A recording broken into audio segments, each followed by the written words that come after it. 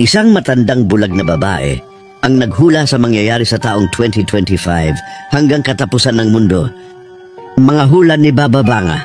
Siya ay kilala bilang Nostradamus ng Balkans dahil sa kanyang katanyagan sa silangang Europa. Nahulaan niya ang pagsabog ng Chernobyl noong 1986 na sinasabing trahedya na may kinalaman sa nuclear. Pagkamatay ni Stalin noong 1953, sinasabing alam niya ang petsa ng pagkamatay ng leader ng Soviet Union. Paglubog ng Kursk submarine noong year 2000, di umano'y naghula siya noong 1980 na ang Kursk ay lulubog at matatakpan ng tubig ang buong mundo, na nagpapahiwatig na ang Kursk ay ang pangalan ng isang lungsod na lulubog sa ilalim ng tubig kasama ng submarine na may parehong pangalan. Pag-atake sa World Trade Center noong 2001, sinasabing naghula siya noong 1989 na horror, tatalsik ang mga American twin na kapatid pagkatapos atakihin ng mga bakal na ibon. Sinasabing nung bata pa siya sa edad na 12 ay nasangkot siya sa isang malaking tornadic storm. Sinasabing natagpuan siya pagkatapos ng matagal na paghahanap at natatakpan ng buhangin ang kanyang mga mata na nagdulot ng kanyang permanenteng pagkabulag. Pagkatapos ng insidente, sinasabing nagkaroon siya ng clairvoyant, malinaw na paningin na mga kakayahan. Nagsimula siyang maghula at makipag-ugnayan sa mga yumao.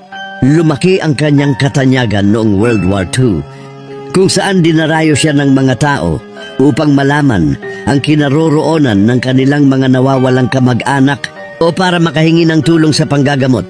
Ginugol niya ang karamihan ng kanyang buhay sa Rupite area sa Bulgaria at namatay siya noong 1996. Ang mga hula ni Baba Vanga ay madalas na hindi nakasulat sa isang formal na aklat, kundi sa pamamagitan ng mga salita o pangitain na naitala ng kanyang mga taga-suporta.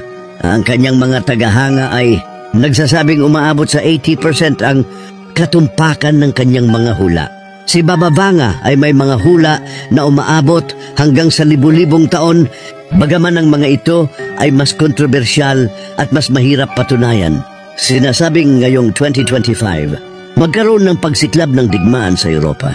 Sinasabing naghula siya ng malaking hidwaan o digmaan sa Europa na magdudulot ng malawakang pinsala at kawalang tatag sa kontinente at magkakaroon ng malaking pagbaba sa populasyon. Naghula umano siya ng isang malaking krisis sa ekonomiya sa buong mundo na magdudulot ng kaguluhan, mataas na unemployment at pagbabago sa pandaigdigang paghahangad sa salapi. Magkakaroon din umano ng mas maraming malalakas na lindol, baha at tsunami lalo na sa Asia na magdudulot ng matinding pinsala. Sinasabing inihula niya na magsisimulang magkaroon ng kakayahan ng mga tao na pag-uusap sa pamamagitan ng isip o telepathy na magpapabago sa paraan ng komunikasyon. Maaring magsimula ang pagtatatag ng mga human community sa ibang planeta o matuklasan ng mga bagong energy source.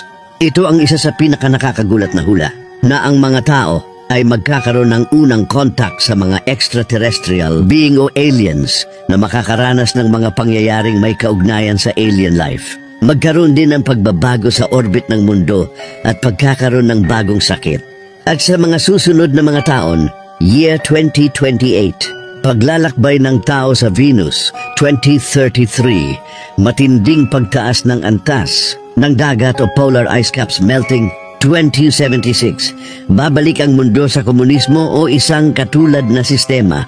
2304, matutuklasan ng mga tao ang sikreto ng buwan, 5079, at dito magwawakas ang mundo. Mahalagang tandaan, tulad ni Nostradamus, maraming hula ni Baba Vanga ay malabo at maaaring bigyan ng kahulugan pagkatapos lamang mangyari.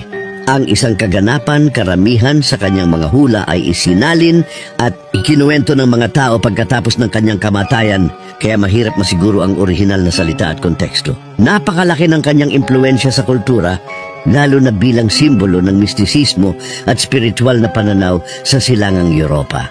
At kung nais mo ang mga ganitong kwento, halika at magsubaybay para sa kwentong hiwaga, alamat at kababalaghan.